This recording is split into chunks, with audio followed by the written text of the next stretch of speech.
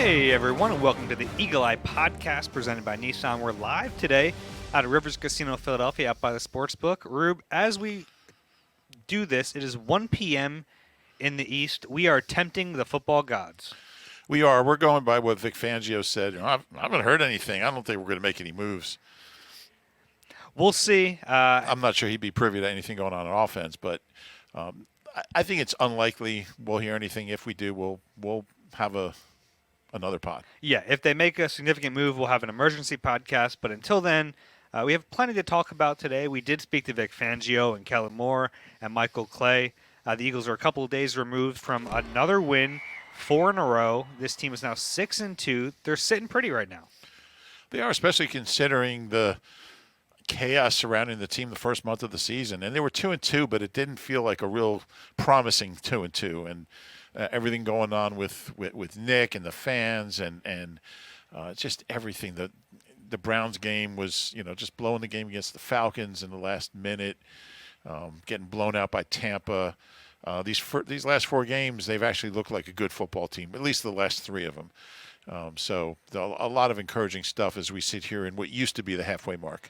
Yeah, and that's, the NFL in this 17-game schedule, that's the biggest loss that we've suffered here is that there's no longer a nice, easy halfway point of the season. Well, there is, but it'll be halftime in the Cowboys game. It'll be really tough to talk about the halfway point of the season in a 15-minute halftime. So we'll do the 47% mark of the season. Yeah. And I think that's what we're going to do today. We're going to look at where the Eagles sit at sort of the halfway point. We'll give out some first half awards to this team, and then later on we have a bunch of questions from you guys we do want to answer. But the Eagles are 6-2. They are second in the division behind the Washington Commanders, who just pulled off a trade at 7-2 for Marshawn Lattimore. So reinforcements coming for the Commanders. It's kind of crazy to think about them being buyers. And the Saints being sellers. Yeah, it's been a long time since that was the case. Marshawn Lattimore, a little trivia, went to the same high school as my mom. Oh, okay. Glenville High School in Cleveland. And a lot of, 30 NFL players have gone there. It's a real breeding ground for NFL players. But Mark Gunn, Eagles defensive tackle in the 90s, went there. So, a little trivia. But, yeah, Washington's. Yeah, next time you're at a quiz zone, they're like, Rube's mom and this professional athlete went to the same. There you go. I'm sure that'll come up. I hear you're playing Quizzo over in Jersey somewhere with a bunch of people we work with. Yeah, coworkers. We've been playing some Quizzo. We won a few in a row, and then the last time we went, it didn't go great. Apparently, there was a big chunk of NFL questions that I showed up after. I heard about that. So I've been in trouble by the group. They were not happy with you. Yeah. Also, Election Day, so if you're listening to this on Tuesday and you haven't done it yet, go vote. I was a little disappointed. I went to my polling place, and normally they have the machines where you push the buttons. I like that. Yeah. It's a fun thing. This time they had, the sheets you have to fill in and then slide it through the reader. Yeah, my daughter just texted me that's what she had this morning. I like the machine. I like the machine. I voted last week. I just got the early ballot, took it to the library. Yeah, I like getting it out of the way. I like going on voting day, especially where I go. There's not a lot of lines. Yeah, 4 years ago, I was online for over 4 hours. Wow, that's crazy. Yeah, and, yeah. That's where you meet up with a guy who's going to cancel out your vote, and you both go get lunch.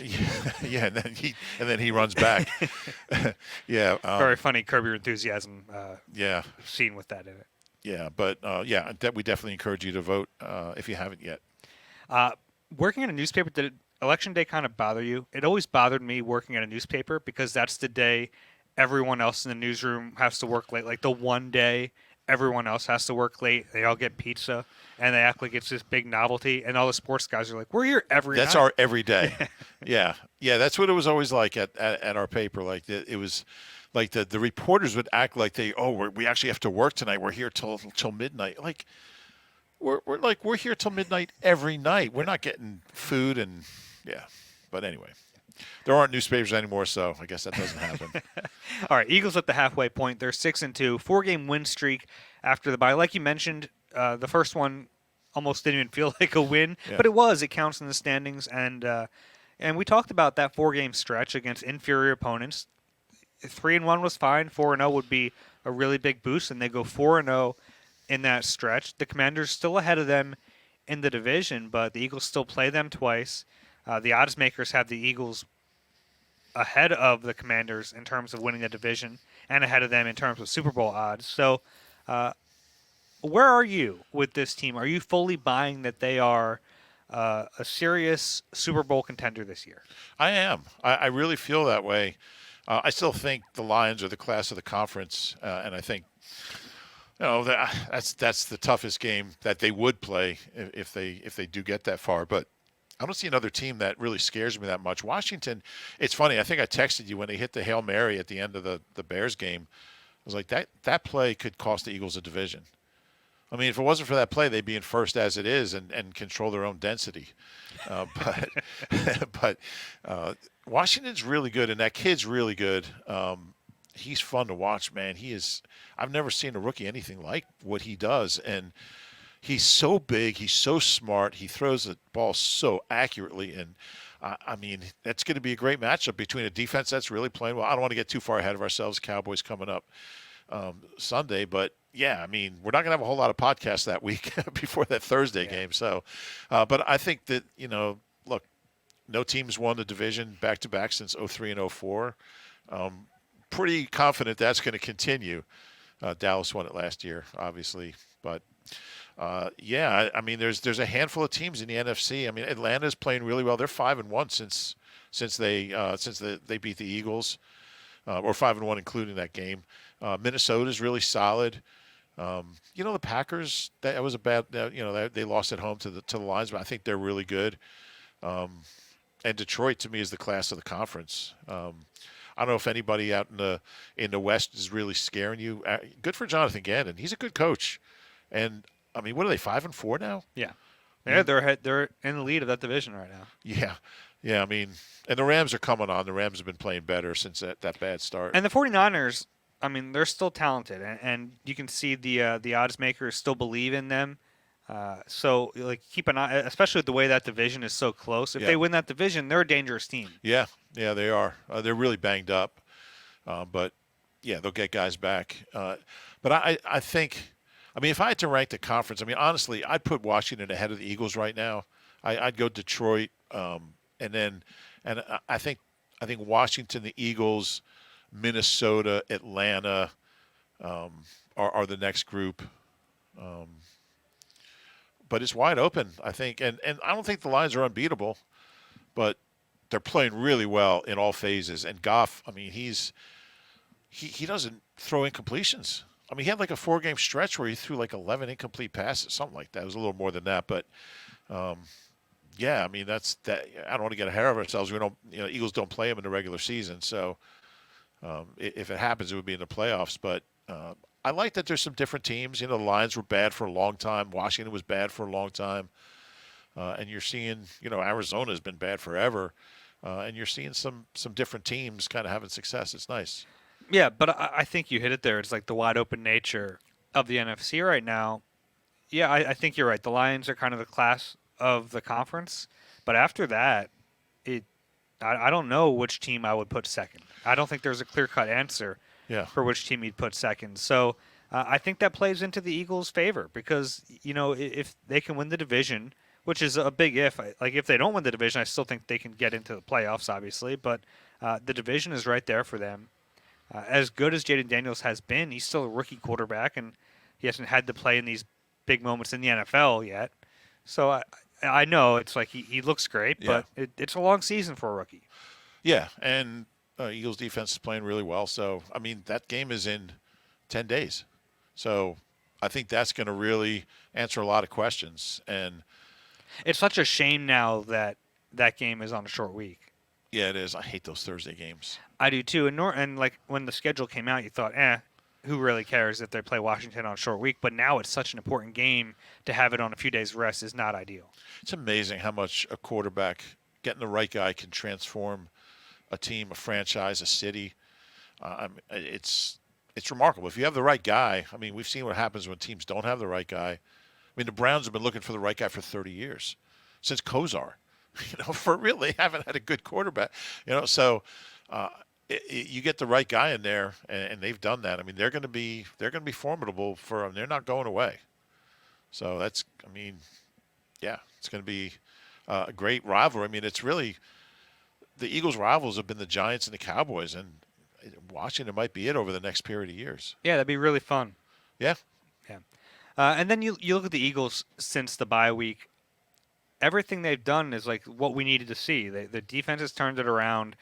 The young players on defense keep getting better. The defense as a unit just looks more cohesive, which we thought might take some time, but it's encouraging to see how far it's come. They're getting takeaways. And then on the flip side, they're not turning the football over. Jalen Hurts has played clean football. Maybe not perfect football, but he's played clean football. Really good football. Mm-hmm. Saquon has been unbelievable, and they're leaning on this rushing attack, which I don't know. Like, I think there's definitely been a shift since the bye week. You look at them on like early downs; they're running the ball. Even in that game against the Browns, where they were kind of stacking the box, they still tried to run the football. It seems like that's the formula. Now, is that going to change at some point again? Maybe. They still have A.J. Brown and Devontae Smith, which we mentioned, by the way. Sounds like A.J. Brown's going to be fine, I guess, day to day. So we'll see if he misses this game, but not a major injury, which is a big sigh of relief from the entire city. Yeah, and I think, look, they're going to have to throw the ball to win some games. I mean, in the modern NFL, you can't go through an entire season. I mean, the Ravens have the greatest running attack I've ever seen. I mean, their numbers are insane. Derrick Henry's having a ridiculous year. But, I mean, Lamar Jackson's the MVP, mainly because, I mean, he still is a great runner, but mainly because of the way he throws and the plays he makes in the passing game. You got to be able to do both. And I think they have the personnel to do both. And the other thing about the Eagles being 6-2, I mean, missing A.J. for 3.5 games, missing Mulata for a month, missing Goddard, they've had their share of not season-ending injuries, but significant injuries that have knocked some really good players out for significant, and all on offense. Yeah, but and Slay, but yeah, I mean, really, the long-term injuries have all been on offense, and they've kept the thing rolling. Yeah, and I think it is like a really big bright spot that none of them have been season-ending. You know, it's like, yeah, you're missing Jordan Mailata for at least a month, but you know he's coming back. Yeah. Sure, A.J. Brown has his hamstring. He's got to miss some time, but you know he's coming back. Same with Goddard. Like, that's a big boost for the team that you're not just – you think back to, like, 2017 when they had to overcome all those. Those were, like, season-ending. You know this guy's not going to play with you again this year. Yeah, Jason Peters, Jordan Hicks, Chris Maragos. Who else? The quarterback? The quarterback got hurt, didn't he? Yeah. We thought we were going to see some Carson Wentz on Monday night. I was kind of looking forward to it. Yeah. Yeah, I mean, you don't want to see anybody get hurt, especially a guy like Patrick Mahomes, but – you know, as soon as it was a weird injury because there was no contact, and all of a sudden he's limping off the field. I'm like, and there's Carson warming up. All of a sudden, I'm like, oh yes, this is Patrick Mahomes leads the league in making you think he's done for the game and the season. And he did it in the Super play. Bowl, right? Yeah. He's ridiculous. That team is ridiculous. I don't know. I don't. That's off topic, so we'll go there. Part of me wants to see Carson with that team because he's seeing Mahomes do all these like flip passes, and like I want to see Carson try to do that. Yeah. How about the one he threw left-handed out of bounds? It was a smart play. Even the play he got hurt on, like he just kind of like frisbeed it over there. But anyway, yeah. So, but getting back to the topic at hand, which was what? I don't know what we were talking about. We're saying that all the injuries in 2017, or not all of them, but there were like season enders, whereas this year they've had some injuries, but they haven't been. Yeah, and Devontae missed a game too. I mean, they haven't been at full strength on offense since opening day. So and they're still scoring. I mean, with these injuries, since the bye, they're in the high 20s, they're almost at 30. And gosh, they should have been at 30 Sunday, but that's another story. One of the reasons, and you asked about how I feel about this team, are they a legitimate contender? I don't think there's any weak spot. Like, there's spots that are not as strong. There's spots that aren't elite. But I don't think there's any phase of this team that's not at least pretty good.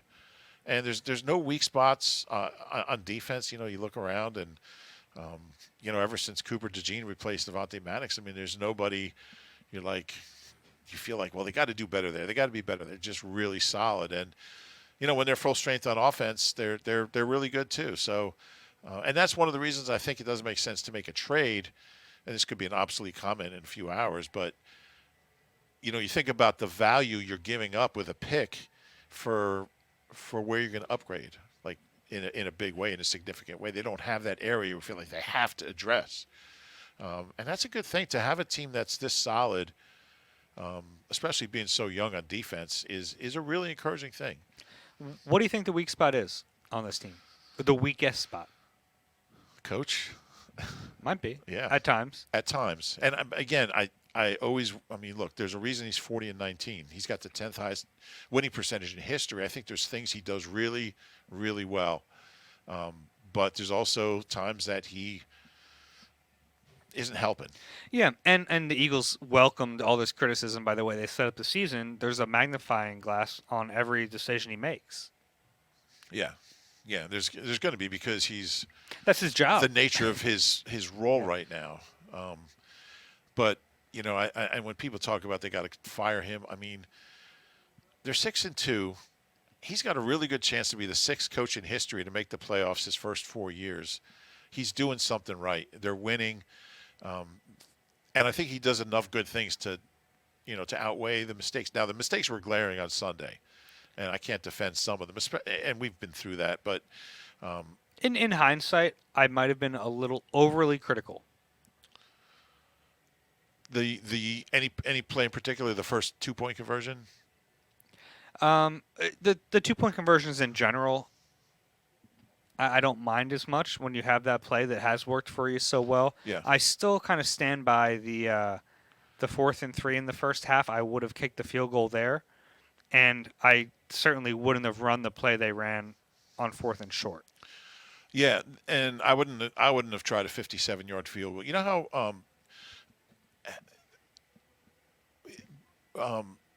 Michael Clay is always talking about how field goal kickers, when it starts getting cold, they lose some range. And it was a cool night, and I think that's part of the equation. I thought that was a low percentage kick right there. It was maybe a 50% kick. And if he misses, you're giving them the ball at midfield, almost at midfield. I think they got it at their own 47. I just didn't like the odds in that situation. And for Nick, it was one of those games where, like, there were all these that didn't work. And then it's – and I understand from his perspective, he's like, I'm not worried about the – not that he's not worried about the result, right. But he has to do it based off the process, not the result. I agree. It wasn't a stellar game from him. Yeah, but I think the one that bothered me the most, and we're a little off topic, but was not going for it on the 4th and inches, but that play. I mean, just do something quick and decisive, and you need this much, like, just – yeah, don't drop your quarterback 30 yards back running around. I know it wasn't designed that way, but it was a slow developing play. So anyway, I think as far as on the field, has the pass rush improved enough that you think it's not their biggest weak spot? No, I'm still not convinced it's not. Mm-hmm. Yeah, and that's what I was about to say was. They had some, against the Giants and Browns, they had a bunch of sacks, 13 in those 2 games. I don't think that's exactly who they are. I think they have 3 in the last 2 games. I think 2. Are they all by Sweat? No, 2 by Sweat and 1 by Nolan, maybe, or half Nolan, half Milton. Yeah, I'd like to see him in that, at least 3 or 4 sacks a game. So I think that. Yeah, but I don't think they're going to make a trade there just because they've spent so many assets on who they have.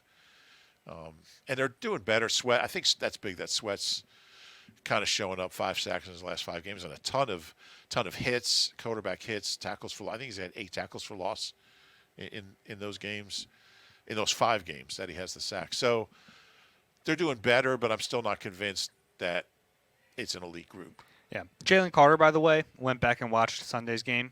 Holy cow. I knew he was good, like, on the TV copy. He was really good in that game. Yeah, he was.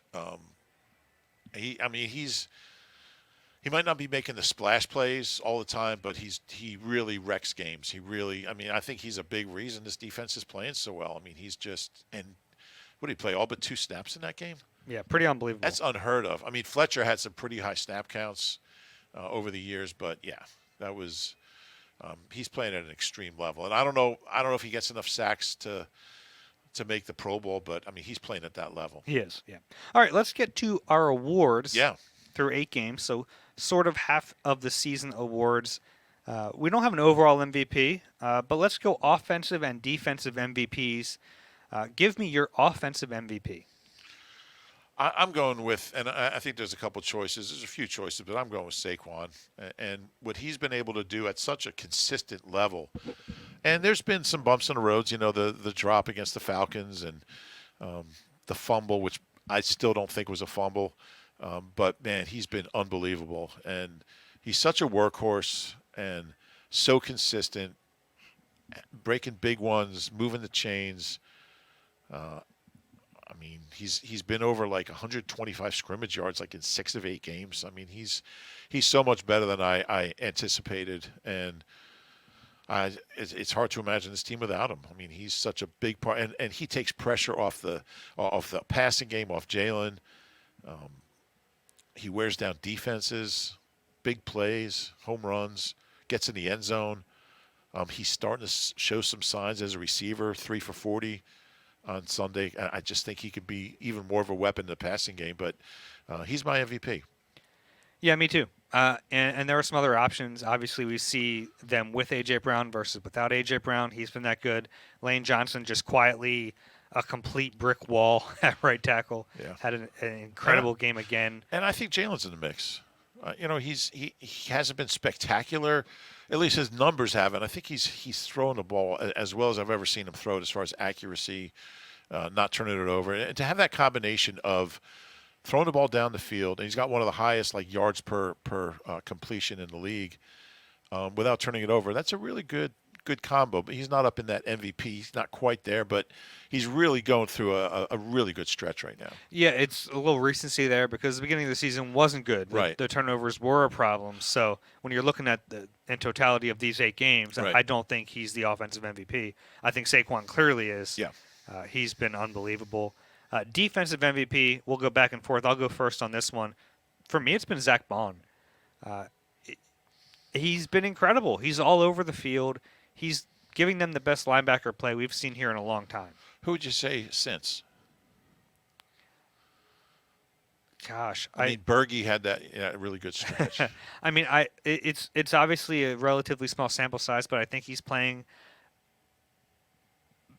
better than T.J. Edwards was good. I don't want to take anything away from T.J. Edwards. He played at a high level. I think Zach Bond's been better. Yeah, I do too. He's more athletic, and he's kind of got like the toughness. I think I wrote this: the toughness of T.J. Edwards and the athleticism like of a Michael Kendricks. He's got like the best of both those guys. Best of both worlds, as Hannah Montana would sing. And I know it's one of your favorite Hannah Montana songs, got the best of both worlds. But yeah, I don't even know. I mean, Bradham was really good in 17. Jordan Hicks had that great year when he had all those big plays. That might be it. Yeah, and I don't want to take, they've had some pretty good linebacker play here and there. Yeah. Like from TJ or from Nigel Bradham or Hicks or even like Kendricks early in his career. Yeah. But I've been so impressed by Zach Bond. Yeah, same. And like N'Kobe's been good, but he's had a couple bad games in the mix. Right. Bond really hasn't. Yeah, well, Tampa game maybe. A little tough game there, but everybody did. He was getting cut blocked and he didn't know how to handle it because he's never played the position. Yeah. No, I agree. I mean, and he's been incredible since then, and I can't argue with that. I'm going with Cooper DeJean as my defensive MVP just because he changed the entire culture of that defense changed when he went in there. He just added so much physicality, playmaking. He's so solid. He never has a bad rep. He's physical. He's smart. He's instinctive. He's athletic. Big plays at big moments. Those fourth downs. He's got a couple really big plays on fourth downs the last couple of weeks. Stat-wise, no, he's not the MVP. You can pick, some other guys. But just what he's meant to this defense since he started playing, I think that's when they started playing really well was when – I don't think it's a cause and effect, but I think it's a big part of it. Yeah, I think there is some cause and effect, though. I don't think it's all of it, but yeah, I think we talked about it a few weeks ago, but the physicality he brings on defense, I think, has really kind of like the overall defense looks more physical, and I think he's a big reason for that shift. Yeah, I do too. I think it's contagious, and And I think that the whole unit playing together over a period of weeks is huge, but uh, everything changed when he started playing. If we were polling people, who else would get votes there? Maybe some Josh Sweat. Sweaty would He's get been some good. votes. I think Jalen Carter maybe been a little uneven, but he's played really well. I think Quinyon Mitchell, Yeah, certainly in that mix. He's been really solid all year. yeah, and those are the guys. And there's Maybe been Reed Blankenship gets a vote. he's been really solid. Yeah, Yeah, a couple picks. yeah, a couple picks early. First 3 games he had 2. But yeah, I mean, it's a good sign when you can put like 5 guys into the mix, into the conversation. Rookie of the year so far. This one won't be a surprise for you. Yeah, and you could easily, I could easily go with Quinyon, who's been really, really good, and you just don't notice as much because they just don't throw at him, and he's not getting he's not getting challenged a ton. I think he gave up 1 pass the other day and he slipped. He's been really, really good, but I'm going to go with Cooper DeJean again just because of what he's meant to this team, and if the Eagles go to the playoffs, which I think they will, look back at Vic saying, we got a new slot corner. We're going to go with Cooper. That's when things start turning around. Yeah, I'm going with Quinyon because he's been there every game. Hasn't had a bad game yet. He will intercept the pass at some point in his NFL career. He's been so close. What if he never does? He will. He will. I will. I would bet on him at one point intercepting a pass. But he's been so good, so solid. From day one, starting outside corner, he's been their best outside corner. And that's not a knock on Slay, who I think has been good this year. Quinyon's just been very steady.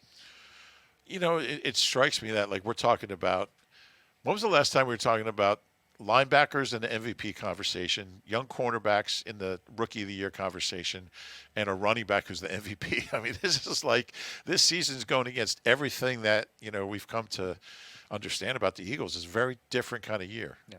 How about the best play of the first half of the season? Yeah, and take your pick out of plays from Sunday. I'm going to go the Devontae catch just because, like, the Saquon play was an incredible – I've never seen anything like it. It was unique, and I don't know how he did it. I don't know how he – remember you had a teacher who was like, I've got eyes in the back of my head. Like, I've watched that play like 100 times, and I just don't understand it. And then you see the guy – we were talking about this. You see 22 – like, just looking bewildered, like, what just happened? He's like 5 yards down the field. He's like, what? I thought I was making a tackle here. That was amazing. It only got him at like 3 extra yards. The Devontae catch for me was one of the greatest catches I've ever seen. And, he didn't just one-hand it. He got to get his feet down, to tap his feet inbounds as he was falling to the ground, as he was catching this ball, was miraculous. That was like a Mike Quick type of play. That's what he used to do. I was dazzled, and to me, that's the play of the year. Yeah, I can't argue that in terms of importance. Like, that was the more important play. You add that with the spectacular nature of it. But I'm going with the Saquon play because in 30 years, which one are we going to remember more? It's the Saquon play. There's no question. I think I'm going to be remembering much in 30 years. I leave my credential everywhere as it is. It was. Any plays other than those, like I think about Bond's diving interception was really. I mean, N'Kobe calling game. That was something, wasn't it? I mean, it's so many plays from just this one. Reed Blankenship called game earlier with an interception. Yeah, they've had 2 interceptions in the last minute and a half to secure games. Reed's wasn't quite in the red zone. It was like like 35 or something. But yeah, it's those are all great plays. And but then you can add some other of Jalen Bombs. I mean, the play to that Dotson made was. It's so funny because in most games that's the play everyone's talking about, and it was like 5th. Yeah. Yeah. Some of Saquon's big runs. You watch some slow motion, you watch the blocking develop, and once he gets to that next level, he's just gone. So there's been some spectacular ones. I mean, the Saquon touchdown run against the Saints, the play after Devontae Smith got knocked out on the field. Yeah. I mean, that was huge. Yeah, it was. So it's been a fun year from that standpoint, and they have a lot of fun playmakers on both sides of the ball that are going to turn in those It's funny because, like, you think about the Devontae play. Like, you think about when you're a kid in the schoolyard, practicing those plays. Like, think how hard it is just with your friends without anybody covering you. And there he is doing it in that situation with Ronald Darby on him. By the way, I'm going to share my stat. The Eagles have converted 2 third downs of 22 or more yards in the last 5 years. The first one was in 2020, Carson 55-yarder to Jalen Reagor against Washington on a 3rd and 22. And this one, the Devontae play, and Ronald Darby was the quarterback on both plays. He's got to be wondering what the heck is going on. Of course, he was starter on the Super Bowl team once he was healthy after coming over from Buffalo. So it's all connected. Okay, good. When I used to practice, Okay, good. Shut up. I used to practice those like toe touch catches as Yeah. a kid. We would do it on the street, so it was really even tougher because you had to toe tap and then get over the curb so you didn't trip over. Oh, that's good. Yeah. Yeah. All right. Biggest disappointment on offense through 8 games. Biggest disappointment on offense. You go first. John Dotson for me. Even though he made that spectacular catch, the 36-yarder, overall I think it has been a disappointing year production-wise. And even when A.J. Brown was out, even when Devontae Smith was out, you still had John Dotson and you thought, okay, like he's going to be able to step up and have more production. It hasn't just worked like that. Yeah, and you're hoping maybe that play can jumpstart something. But If nothing else, it should prove to Jalen that he's capable of making plays. yeah. Hopefully it helps their trust. I went with Goddard, not because of really anything he did on the field, but it's like we keep waiting. How many years have we been saying this is Goddard's year? This is the year he's going to play all 17 games, consistent production. He had that huge crazy game against the Saints where he had 170 yards.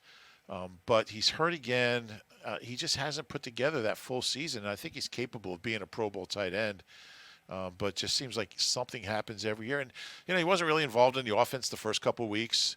That was his only real big game was, here we are, we're at week 10.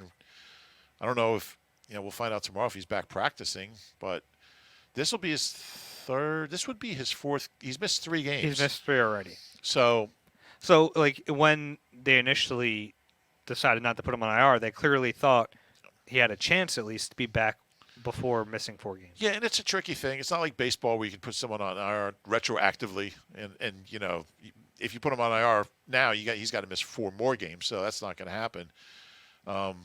But you're trying to figure out if he's going to miss 4 or not, and this would be 4, so you're hoping he plays.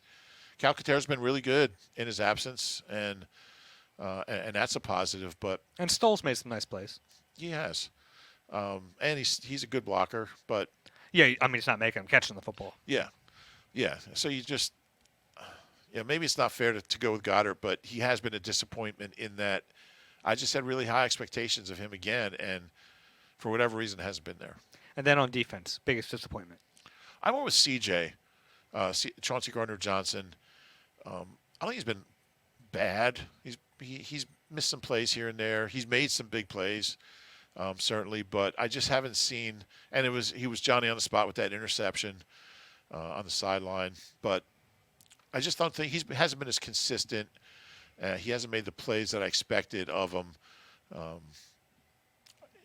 I think he's been average, and I expected a little more. I agree with that. I think he's been the weakest spot in the secondary since they made the change from Avante. Yeah, I would agree. Yeah, and we talked about like he's kind of a high variance player. They're like he'll give up big plays, but he has to make the big plays. Yeah, he's made some big plays, probably not enough to warrant what he's given up. Yeah, I would agree. My player is Devin White, and it's funny to even think about him at this point, but they signed him to be, and everything's worked out, so maybe it's not a big issue. They have Nakobe Dean and they have Zach Baum, but they signed Devin White with the thought that he'd be their starting middle linebacker. He never played, and then he got cut, and he's gone. And that was with the Texans, and he had the second lowest Pro Football Focus rating in his first game of all linebackers. He might be done. Maybe. And we certainly could have gone Bryce Huff here, who has not produced at the $17 million per year clip that he got paid. No, he has not. Shown some signs of life. Didn't play much the other day because he had some sort of wrist injury.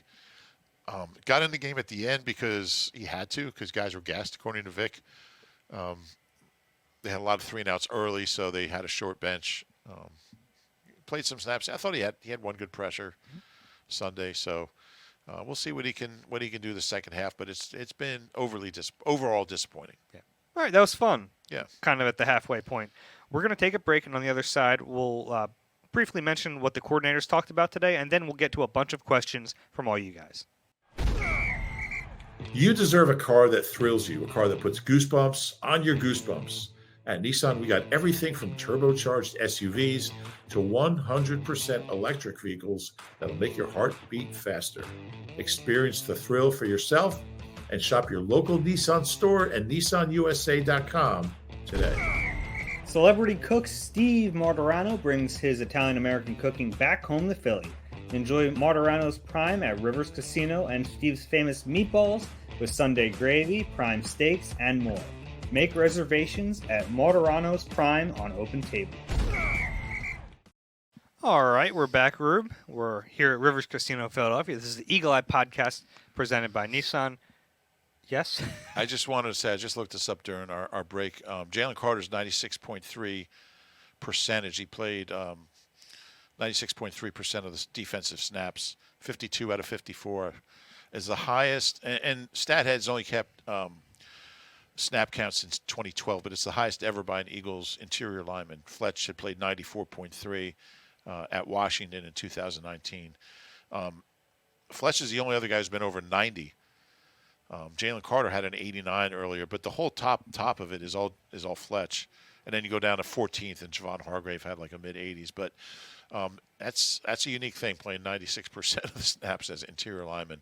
That's pretty wild. Yeah, and it's something we talked about before the season with Vic Fangio. He likes to play one of these guys a lot. It was Christian Wilkins last year in Miami, and it doesn't really mesh with the way the Eagles view the rotation on the defensive line. But, yeah, Carter's going to play a lot, and he's really good. And if he can handle it physically and not – have a drop-off with that kind of workload, then... But we also know he's been managing a shoulder injury the last few weeks. Yeah, it didn't look like it. It certainly didn't look like it. Big takeaways from Vic Fangio. He mentioned the trade deadline. He was asked, and who knows, we're still tempting fate here as we record this, but said he's happy with what they have. Yeah. And I tend to believe him. And I don't blame him. I mean, there's nobody... you go out and get a guy, like, where are you going to put him? I think they have good chemistry. I think they play well together. I just don't see a need to add anything there. Mm-hmm. Yeah, I'm with you there. I asked him about Jalen Carter, specifically against double teams, and he said sometimes the double team isn't like they're saying, hey, we got a double 98. It's more of a function of the offense, but it's clear that Carter is getting doubled more than the average defensive tackle. He's very good. A fun stat from Next Gen Stats, 3 pressures against double teams in that game. That's crazy. It's hard to do. And Vic said it's important just to not get frustrated when you're getting doubled. Because you can understand why it would be frustrating. It's like, I'll take this play off. They got 2 bodies on me. I'm doing my job. But there is an art to winning those too. Yeah, and as a player, you know that if you're doubled, somebody's going to have a pretty good matchup. Somebody else on the line is going to have a pretty good matchup, have a chance to get to the quarterback. Now, these guys have to take advantage of that. But to get 3 pressures double teamed. I don't know if there's a way to look up last time that happened, but that's an elite player. It's tough to do. That's tough to do. Yeah. Now, sometimes it kind of works in your favor if you can split those guys, but it's still hard to do. Anything else from Vic? Well, he talked about how he looks at guys on special teams. What did he say? He's never seen a safety or a linebacker who wasn't good on special teams, who was a good defensive player. And because I asked him about Sidney. Another Devin White shot. Yeah, probably. I didn't even think about that, but I don't think he was thinking about that. But, you look at Sidney and the play he made on punt car, as a gunner. And that's Sidney Brown. Sidney Brown. Did I say Sidney Jones? No. Oh, okay. Yeah, I mean, that play set the tone for the game. It was, turnover, score points in the first quarter.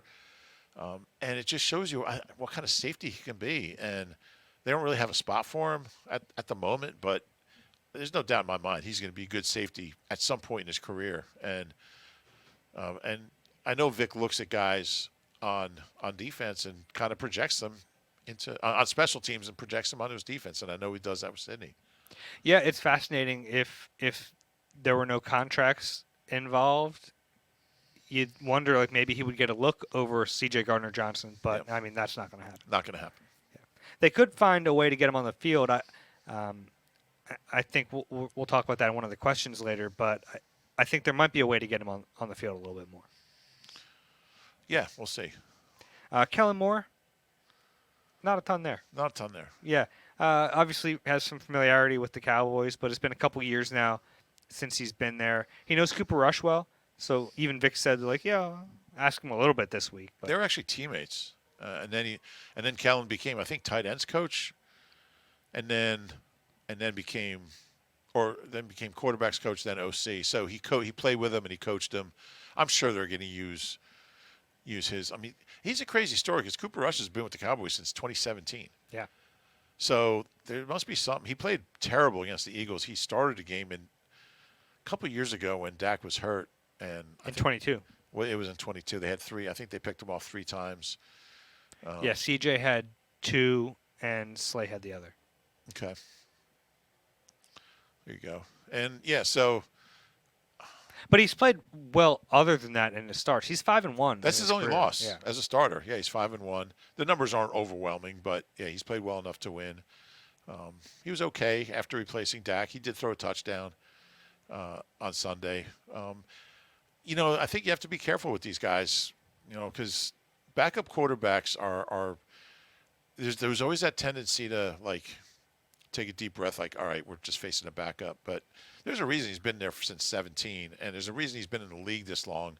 He's smart. He knows the offense, and he's had success when he's played. So Joe Webb syndrome. You just got to be careful.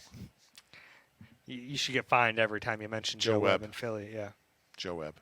Well, it is a Tuesday, so a bunch else from Kellen. He talked about his excitement on that 3rd and 17 run that went for a touchdown. He's like, it's just rare that happens. 3rd and 17 run goes for a score. Like, that doesn't happen. Yeah, they converted a 3rd and 17 and a 3rd and 22. Not the best way to live, but they came through, and that's all that matters, I guess. Michael Clay did talk about Sidney Brown and how impressive that play was. It's nice to see him out there as a gunner because earlier in the season it was Tristan McCollum, and now it's Sidney Brown and Keely Ringo. Those are like, if you had to build gunners in a lab, they'd probably look like those two guys. Yeah, isn't that how they do it? I don't think so. Not how they do it. They both just they're physical, they're tough, and they're fast. I mean, they're made for that role, and I could see either of them playing on defense here in the future. Yeah, and then he also gave a nice little shout out to Will Shipley. He said if they start to double both of those guys, Will Shipley, as a personal protector, gets a free release, and he made a big tackle. He did. That was a good play. He's a good special teamer, Ship. Yeah. Michael Clay, I asked him about what he saw from Sidney during that long layoff, and he said it was astonishing how he was able to get through that and get to where he is now. I mean, a month ago he wasn't even playing. So it's, we get so used to oh, he just overcame an ACL. I mean, that's a tough injury to come back from, and he worked his ass off. Sidney did, and it's paying off. He doesn't look like a guy coming off a knee. No, he doesn't. I think that's all we have from the coordinators today. Yeah. All right, we have questions. Let's finish this off with some of those questions. The email address is eagleeye@NBCUni. That's NBCUNI.com. First one from Jack. Hi, Dave. Heads up. I wanted to let you know we just scored in the first quarter in case you headed to the bathroom or something just before we punted. Love the pod. Yeah, I saw that. They did score in the first quarter. Pretty fun. That's it? That was it? Okay. Yeah. Next question from Eddie. Hey, Reuben Dave. Currently watching the game versus the Jaguars just to close the first half. And though the team is looking better nowadays, there still seems to be something slightly worrying about the passing game. At times, it looked like Jalen has so much time to throw the ball. However, the plays usually end up in a sack or an incomplete pass, which leads me to assume there's something going on either with the passing game design or Jalen not feeling 100% comfortable about his reads. It's hard to believe that with AJ and Devontae's ability to get open, Saquon is a reliable check-down/fifth route option, and Calcaterra looking quick downfield, they get no separation at all and find themselves easily covered by defenders. Do you believe it's a thing of play design not being good enough, or are we still putting it on a hesitant Jalen? I mean, he's got 14 incomplete passes in the last 3 games. Yeah. There were some times in that game where he probably put his eyes down a little too quick. Yeah. He's the first quarterback in Eagles history to have 4 straight games with a passer rating of 119. That's great efficiency. And he's only the 13th quarterback ever to do that. So, look, is he perfect? No, but I got no complaints. Yeah, I think it was a little bit of an uneven game on Sunday. I thought the stats were probably better than how he played.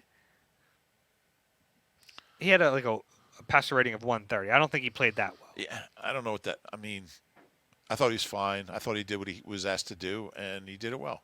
Okay. And he didn't make mistakes. I don't get into those stats and stuff. I'm not a stat guy. Next question from Andrew. All right, when are we going to extend Zach Bond? Also, have y'all ever seen a player be this much of a surprise? I can't think of another player performing this much above expectations. Can you? That's a great question. Yeah, I'm going to have to think about that. I'm going to give that some time. I mean, I'll tell you what, Reed Blankenship, when he came in for those 4 games 2 years ago for CJ, he would be up there. But that would be a fun list to make. You think about some of the undrafted guys who've made an impact. I mean, Corey Clement as a rookie. I don't think anyone expected him to be a Super Bowl hero. Now, Patrick Robinson tanked his own expectations by having an awful training camp, but then to see how well he played in 17, that was way above expectation. Yeah, but when he got here, I think people's expectations were pretty high on him. And then I don't think they were. He was kind of a whatever signing. But I mean, he was a starting corner, outside corner. They moved him inside, and he played really well. But it's an interesting question. I'm going to think about that. Maybe I'll come up with a list by Thursday. Okay. Jonathan, gentlemen, why can't Sirianni just kick the field goal? We got a bunch of different versions of this email. I picked the shortest one. Yeah, and I thought you raised a good point after the game that, analytics are great, but you really have to consider the opponent and what kind of team that is. I don't think analytics is doing that. I don't think analytics is saying, well, if it's the Jaguars and they're 2-5, then, just get the points. Don't get fancy. If you're playing the Chiefs, I mean, it's everything's different. So, yeah, I think that's a big part of the equation is who are you playing? Like the Jaguars aren't coming back. If you kick the PATs, you kick the field goals, you're up whatever it would have been, 28-0. They're not coming back from that.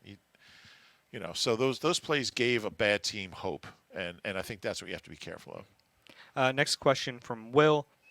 Hey guys, currently pulling my hair out at Nick's refusal to use one of the best kickers in the league in any capacity except ridiculously long field goals. But what I do want to mention is, can either of you recall a game, Eagles or not, that had so many jaw-dropping plays in one game? He goes through them. Usually, if one of these plays happens, it's once a game or both teams will have some crazy plays. Keep up the pods. They're some of my favorite things to look forward to during the week. Thank you. How about that video you sent me? Post-game from that Tom Feiner shot? Oh, we had an Eagle Eye fan who had, shout out to that guy. He doesn't remember talking to Tom. He probably doesn't remember being at the game. Yeah. He had a few cold beverages. Our fans can throw them back a little bit. Yeah, they can. I'll tell you what, the Super Bowl I just mentioned, there were so many plays like that. You think about Corey's touchdown in the back of the end zone, obviously Philly special, the BG strip sack, the Zach Ertz touchdown and the Zach Ertz 4th down catch. It's incredible how many just unforgettable plays that would have been huge plays just in any game the Eagles made in the Super Bowl. But that's the only comparison I have. Yeah, I'm kind of with you. That's the first thing that came to my head too. Yeah. Bob. Hey guys, the Eagles have several free agents coming up. Josh Sweat, Mekhi Becton, Milton Williams, Zach Bond, and a few draft picks eligible for extensions. Cam Jurgens, Nakobe Dean, Jordan Davis. How do they prioritize these guys and who gets signed? Yeah, I mean, I think Zach Bond's got to be priority number one. I really do, and I'm curious to see what they'll do with Sweat. I think the last month has probably changed that equation a little bit. But yeah, you've got to sign. You can't lose Zach Bond. It's going to be a tricky thing because his value just keeps going up. I think he's just a really good fit here. I don't know I don't know what it would look like with another team, another coordinator, another defense. He seems to love it here, so that might get the price down a little bit. But I think Howie's got to make it a priority to keep him and get him signed to a long-term deal. Mm-hmm. How about those other names on the list? Mekhi Becton. Based on what we've seen from Kyler Steen, like I don't know how much money they want to put into Mekhi Becton. Yeah, I thought he played really well Sunday. I think he's been really good. But if he's looking to break the bank, I'm happy to go with Tyler Steen at right guard. Milton Williams, he's probably going to let this year play out and see if he can't hit the open market. If I'm the Eagles, like you put so many resources in the defensive tackle, I don't know if you can pay him. Yeah, he's a solid guy. I think if you can get a manageable deal, you would do it. But if I'm Milton, I'm probably going to wait. And then the extensions, like if they want these guys, they're going to extend them. Yeah. Like they find ways to do it, especially for Cam Jurgens. Like he's not leaving. They will prioritize that one over the other two he mentioned were N'Kobe Dean and Jordan Davis. Like I don't think Cam had a great game Sunday. no, but they're still going to prioritize. Yeah. Oh yeah. Keeping him. Yeah. And I think N'Kobe would be a priority as well. But I think there's a pretty big I would agree. gap there. Yeah. All right, next question is from Langley. Medium gap. Cumberland gap. Hey, David Rube, longtime listener, first-time question asker. My question is, I know it's early, but what criteria would need to be hit for Quinyon Mitchell to become Defensive Rookie of the Year? Not sure when our last Rookie of the Year was, offensive or defensive, but it would be nice to have that on Q's shelf and resume. Carter got screwed out of it last year, in my opinion. Also, do you think DeJean has a shot as well? And with them being on the same team, does it hurt their eligibility? Split the ticket. Thanks, guys. Keep up the great work. I mean, you need interceptions. I mean, that's what's going to get either of those guys. If you get 4 picks, then you're going to be in the mix. If you don't, 3 maybe. So that's what it comes down to. That's what people look at. Yeah. They look at big plays. He's going to need to catch up. He's going to need to catch the ball. Because not everyone's not watching these guys on Right. a play-by-play basis. So, Right. And Cooper, I think, like missing those first 4 games, like could he catch up and be in that mix? Like, maybe, but again, he's a cornerback without picks right now. Yeah. Okay, next one is from Nathan. Nathan here from New Zealand. I live on a dairy farm in a small community of about 1,000 people, so obviously not a lot of NFL talk happens. So I'm thankful for the podcast whenever it pops up in my Spotify. Where's he? New feed. Zealand. He lives on New a dairy Zealand. farm. I think we should go visit. What's his name? Nathan. Nathan, can we do a podcast at your dairy farm maybe next year? Want to fly down to New Zealand? It's a long commute for a pod. Yeah, we'll do an off-season podcast. You complained about coming to Rivers, so you want to go to New Zealand. You don't have to take 95 to Rivers. Would you do it in the off-season? We'll fly down to New Zealand. I've never been there.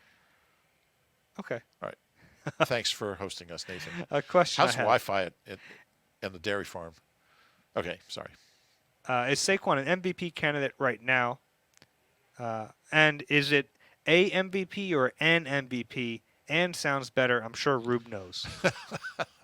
I don't think he is. I mean, Derrick Henry's, between Derrick Henry and it usually goes to a quarterback. I think Lamar Jackson's probably the favorite. It's really hard for a running back, and It's happened. it has happened. When's the last time? It's been a while. Maybe AP, Peterson in 2008. yeah, or 7, yeah, whichever his huge year. But Yeah. I mean, he's been incredible. Derrick Henry's been better somehow. He's been significantly better, which is insane to think about. But you just compare the numbers. Yeah, and it's funny how they're both with a new team. But 2012, Adrian Peterson. 2012, okay. But I would say Lamar. I mean, he was the MVP last year, and he's having a better season. Yeah. Yeah. You're probably right. What do you want to do? Want to do one more question? Let's do one here? more. All right. Maybe it'll be from New Zealand. It is not. Well, actually, I don't know if it is. I want to pick a good one here to end on. Here we go. Ian. Hey, guys. Love the pod and really appreciate that you take time to read questions from the listeners. You read a question of mine a few weeks ago about why Cooper DeJean wasn't playing yet, and Sirianni and Fangio must have been listening because he is a great addition to this defense, which leads me to my next question. Why is Avonte Maddox here? Once I saw 29 in at the end of the game, I knew they were going his way. I was more surprised when snap counts came out on Monday, and that was his only snap on defense, and Keely, Ringo, and Eli Ricks had 0. Why is it a roster spot wasted on a player that's barely playing, older, undersized, often injured, and has clearly lost a step. I could see the veteran stopgap role as Cooper rehabbed the first 4 weeks, but at this point, he's a liability, and you have young guys who can do what he does. It's a fair question. Yeah, he makes a pretty good case. Boy, I think they should cut him after hearing that. Yeah, I mean, he's a slot, and he's got a specific skill set. He's played well here in the past. I think he's more here as like a backup safety, but with Sidney Brown now ready, yeah, I think there's less of a reason to keep him around. Yeah, and we'll see because, I mean, we'll see what happens like when Mulata comes off IR. I wouldn't be shocked if Maddox is the guy. They already cut him once. They cut him during the offseason. But yeah, it was a tough look for him, and I thought the same thing. I saw 29 out there. I'm like, and it's Doug Peterson and Press Taylor who know him. True. And they did not hesitate to throw right at him. Yeah. I think even in the dime package, which they don't really like live and dime very much, but I'd rather see Sidney Brown out there. I'd rather see Keely Ringo out there. Live and let dime. That's a good place to end it. If you if you have a question for us, it's eagle-eye at NBC Uni. That's NBCUNI.com. This is where I remind you, if you enjoy the Eagle Eye podcast, please do us a favor, rate and subscribe wherever you get your pods. If you're watching on YouTube, please click the like button and subscribe there as well. Rube, any final words? No. See you guys Thursday. Yeah. Real quick, Riverside Football, a team that we've both covered, won their first playoff game ever. Oh, is it a new school? You would think so. 1929, that program started. Really? So about a century. Good for the Rams. The Rams. Yeah. That's and who they play? Haddon Heights? I think it was Haddon Heights, yeah. And who do they play next? Glassboro. Oh, the Bulldogs. That's a tough one. Glassboro's really good this year. That's is that like a South Jersey quarterfinal, semifinal? I don't know. Maybe we should do the podcast live at halftime of the Riverside Glassboro game. I'll see you there. Okay. All right. We've been live here at Rivers Casino, Philadelphia. Thanks, as always, for having us. For Rube, I'm Dave. This has been Eagle Eye, presented by Nissan.